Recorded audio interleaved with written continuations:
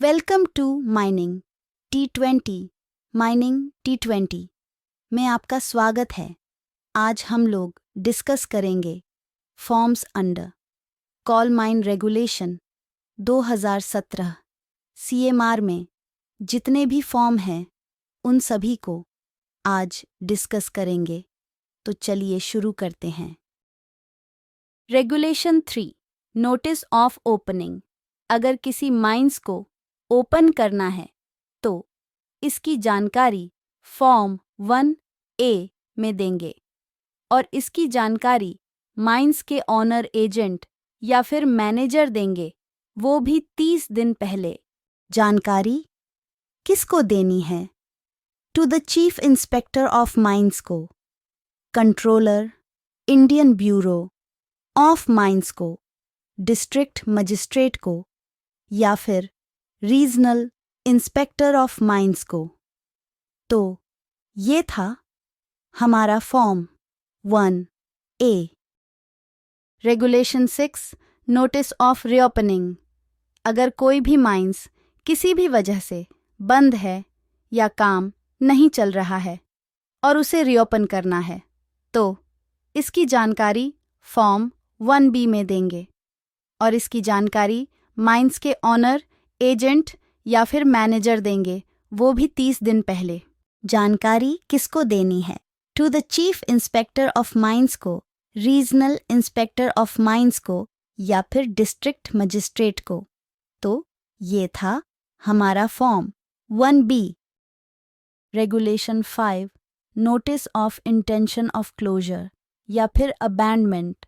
अगर किसी माइंस को क्लोजर या अबैंडमेंट करने के लिए सोचते हैं तो इसकी जानकारी फॉर्म 1C में देंगे और इसकी जानकारी माइंस के ओनर एजेंट या फिर मैनेजर देंगे, वो भी 30 दिन पहले। जानकारी किसको देनी है?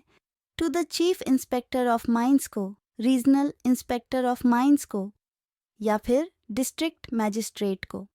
तो ये था हमारा form 1C।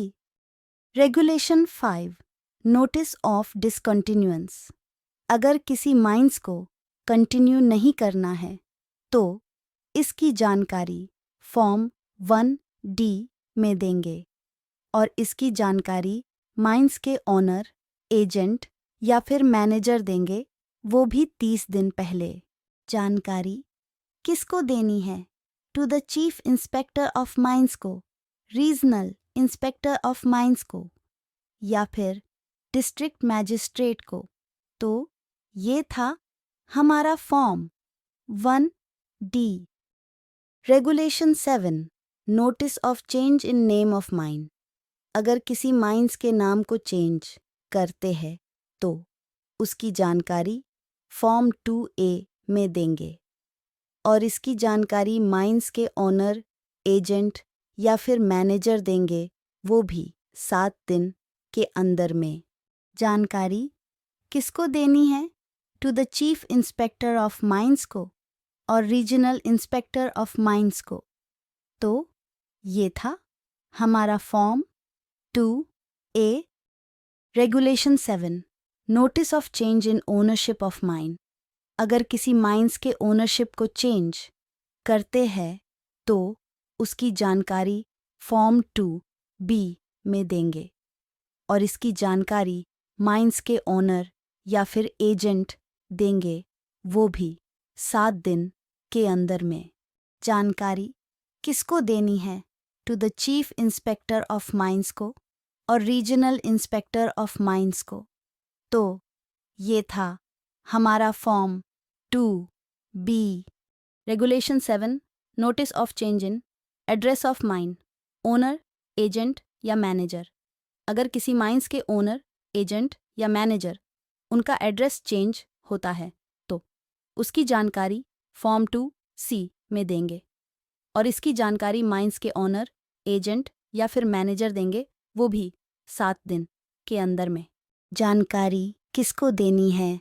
To the chief inspector of mines को और रीजनल इंस्पेक्टर ऑफ माइंस को।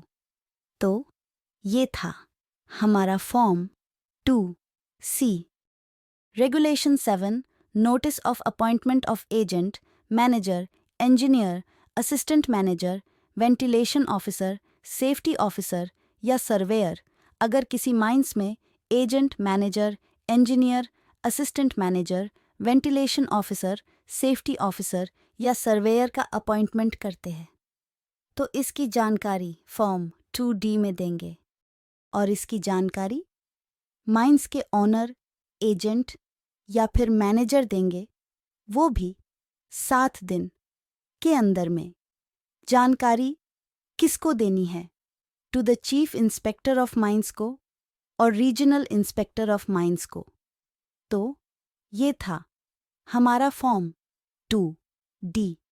Regulation 7 notice of termination of agent, manager, engineer, assistant manager, ventilation officer, safety officer या सर्वेयर अगर किसी माइंस में agent, manager, engineer, assistant manager, ventilation officer, safety officer या surveyor को terminate करते हैं, उसे माइंस से निकालते हैं तो इसकी जानकारी फॉर्म 2E में देंगे और इसकी जानकारी माइंस के ऑनर, एजेंट या फिर मैनेजर देंगे, वो भी 7 दिन के अंदर में। जानकारी किसको देनी है? To the chief inspector of mines को और रीजनल इंस्पेक्टर ऑफ माइंस को। तो ये था हमारा form 2E। Regulation 4 notice of annual return. इसमें माइंस का फुल डिटेल, माइंस के जितने भी लेखा जोखा होता है वो सारे डिटेल एनुअल रिटर्न में सबमिट करेंगे।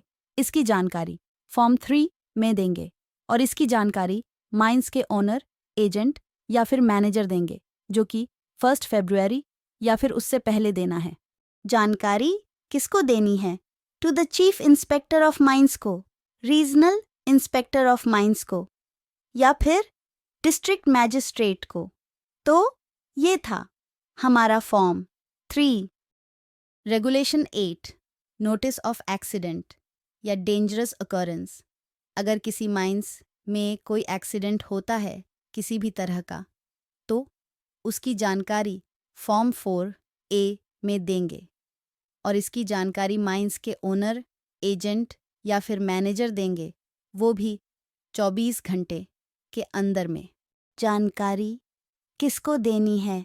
To the chief inspector of mines को, रीजनल इंस्पेक्टर ऑफ माइंस को, डिस्ट्रिक्ट मैजिस्ट्रेट को, CAPC कंपनसेशन डिपार्टमेंट को और साथ ही साथ इंस्पेक्टर ऑफ माइंस, इलेक्ट्रिकल को। अगर किसी एक्सीडेंट का कंपनसेशन देना है तो CAPC को नोटिस देंगे, अगर नहीं तो उसे नहीं देंगे। और कोई भी एक्सीडेंट इलेक्ट्रिक के कारण से होता है तो इंस्पेक्टर ऑफ माइंस, इलेक्ट्रिकल को देना मस्ट है और CIM, RIM, TM को देना मस्ट है ही। तो ये था हमारा form 4A। Regulation 8 notice of particular disease या इंजर्ड पर्सन। इसमें मेंशन करना होगा कि किस तरह का डिजीज है या फिर कौन कौन पर्सन उस डिजीज से अफेक्टेड है। तो इसकी जानकारी फॉर्म 4B में देंगे और इसकी जानकारी माइंस के ओनर, एजेंट या फिर मैनेजर देंगे, वो भी 7 दिन के अंदर में। जानकारी किसको देनी है? To the chief inspector of mines को और रीजनल इंस्पेक्टर ऑफ माइंस को। तो ये था हमारा form 4B। Regulation 8 notice particular of injured persons returning to duty. अगर किसी एक्सीडेंट के कारण कोई भी पर्सन्स इंजर्ड हुए थे और रिकवरी होने के बाद जो भी ड्यूटी ज्वाइन कर लिए, उसकी जानकारी फॉर्म 4C में देंगे और इसकी जानकारी माइंस के ऑनर या फिर मैनेजर देंगे, वो भी 15 दिन के अंदर में। जानकारी किसको देनी है? To the chief inspector of mines को और रीजनल इंस्पेक्टर ऑफ माइंस को। तो ये था हमारा form 4C। Regulation 9 notice of notified disease. अगर कोई भी पर्सन्स डिजीज के कांटेक्ट में आते हैं और वो डिजीज गजट में नोटिफाइड है तो उसकी जानकारी फॉर्म 5 में देंगे और इसकी जानकारी माइंस के ओनर, एजेंट या फिर मैनेजर देंगे, वो भी 3 दिन के अंदर में। जानकारी किसको देनी है? To the chief inspector of mines को, रीजनल इंस्पेक्टर ऑफ माइंस को, डिस्ट्रिक्ट मैजिस्ट्रेट को, इंस्पेक्टर ऑफ माइंस मेडिकल को, और साथ ही साथ CAPC को भी देंगे नोटिस। तो ये था हमारा form 5। Regulation 117, notice of pointing out contravention during inspection और वायोलेशन। इसमें जब चीफ इंस्पेक्टर ऑफ माइंस या regional inspector of mines regulation 117 के तहत इंस्पेक्शन के समय कोई भी वायोलेशन या कोई वर्क रूल्स एंड रेगुलेशंस के अनुसार नहीं पाया जाता है, तो उस केसेस में CIM या RIM ओनर, एजेंट या मैनेजर को नोटिस देंगे और इसकी जानकारी फॉर्म 6 में देंगे। नोटिस मिलने के बाद ऑनर, एजेंट या मैनेजर 15 दिन के अंदर उस नोटिस का जवाब देंगे। तो ये था हमारा form 6। Regulation 28, notice of manager charge report. अगर किसी माइंस में किसी भी मैनेजर का ट्रांसफ़र होता है और किसी दूसरे मैनेजर का ज्वाइनिंग होता है, तो आउटगोइंग मैनेजर इनकमिंग मैनेजर को अपने कार्य और चार्ज को सौंप देंगे और उसकी जानकारी फॉर्म 7 में देंगे और साथ ही साथ इसकी एक copy regional inspector of mines को भी देंगे। Thank you for watching this video.